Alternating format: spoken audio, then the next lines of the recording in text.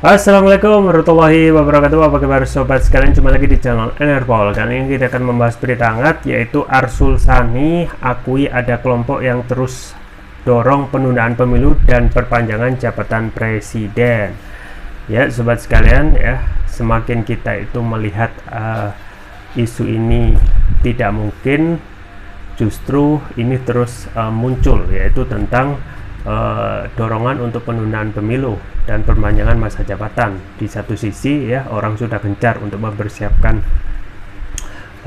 kontestasi pilpres, di situ sudah ada Anies yang sudah mendapatkan tiket. Justru penundaan pemilu yang kita khawatirkan itu tidak akan ada lagi. Ternyata kemungkinan itu masih bisa lagi untuk dimunculkan. Ini sesuai yang dilansir oleh suara.com. Langsung saja kita baca dan kita ulas. Suara.com, Wakil Ketua MPR RI dari P3 Arsul Sani mengaku ada pihak yang terus mencoba mendorong agar pemilu 2024 ditunda. Dengan penundaan pemilu itu otomatis bermuara pada perpanjangan masa jabatan presiden. Sebagaimana juga informasi yang saya dapatkan bahwa di tengah masyarakat juga ada ikhtiar dari kelompok tertentu yang masih mengupayakan penundaan pemilu, kata Arsul Sani di kantor DPP P3 Menteng, Jakarta Pusat, Minggu. Yang berarti kalau itu terjadi ada perpanjangan jabatan presiden, sambil presiden perpanjangan jabatan anggota DPR, DPD, DPRD sambungnya. Menurut dia, dengan adanya isu penundaan pemilu dan perpanjangan masa jabatan presiden lebih karena adanya kelompok tertentu yang bermain. Hanya saja Arsul Sani tidak menyebut siapa kelompok tersebut. Kendati begitu, Arsul menegaskan di dalam partai politik sendiri tidak pernah sama sekali ada pembahasan mengenai isu penundaan pemilu atau perpanjangan masa jabatan presiden. Tetapi tidak berarti kalau kita bicara dalam konteks partai-partai politik sedang ada atau akan ada pembicaraan tentang penundaan pemilu itu tidak sejauh ini, tuturnya. Menurutnya partai-partai politik saat ini justru masih tetap fokus pemilu 2024 sesuai dengan jadwal yang sudah ditetapkan.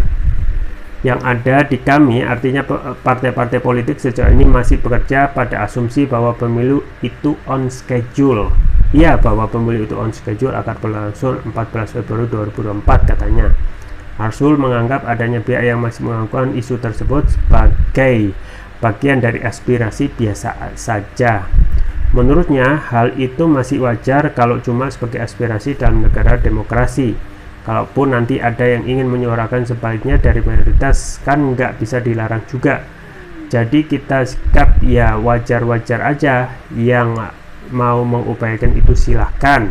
Yang kemudian tetap menjaga praktek demokrasi 5 tahunan kita silahkan aja, Ibu Arsul. Pernyataan Mahfud MD. Sebelumnya, Menteri Koordinator Bidang Politik, Hukum, dan Keamanan Menko Polhukam Mahfud MD menegaskan isu penundaan pemilu 2024 atau perpanjangan masa jabatan presiden jadi 3 periode tidak bersumber dari internal pemerintah.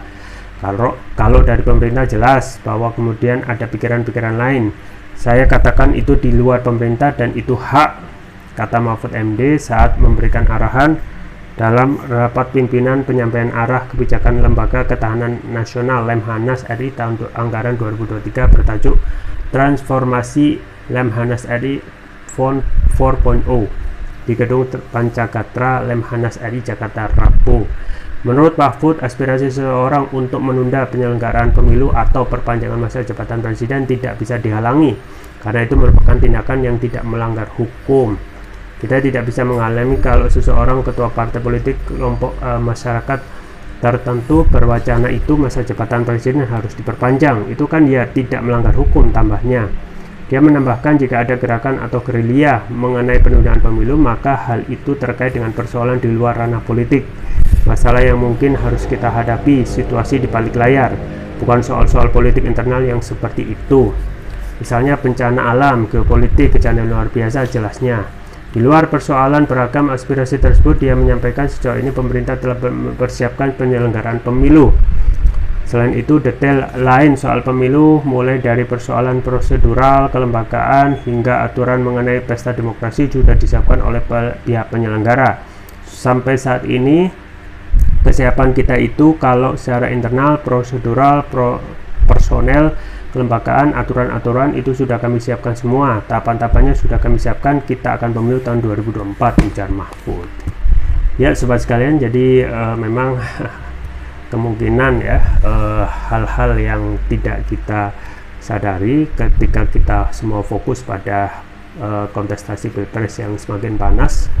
Kalau dari Anies itu tinggal mencari siapa akan baca pres, kemudian untuk koalisi yang lain tinggal mendeklarasikan siapa capres dan capresnya.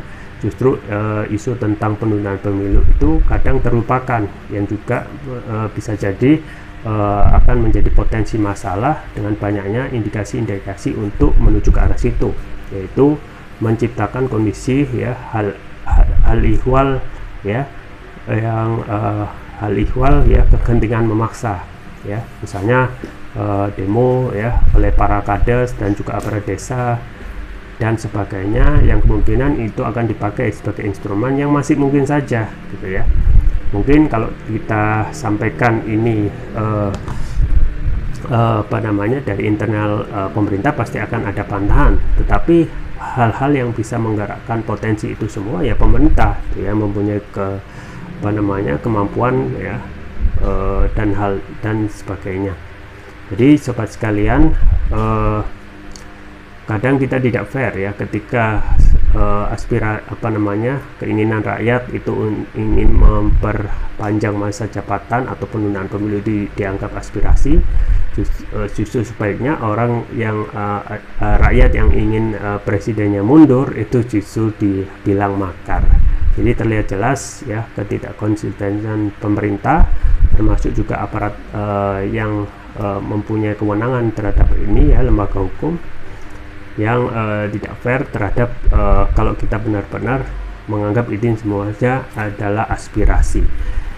Ya, kita tunggu saja ya kedepannya tentang isu yang bisa jadi akan dibuka kembali untuk mengecek ombak, apakah ini bisa relevan lagi untuk dijalankan ya. Kita tidak tahu karena di belakang panggung politik itu ya besar sekali kemungkinannya untuk terhadap isu penundaan pemilu itu dimainkan lagi.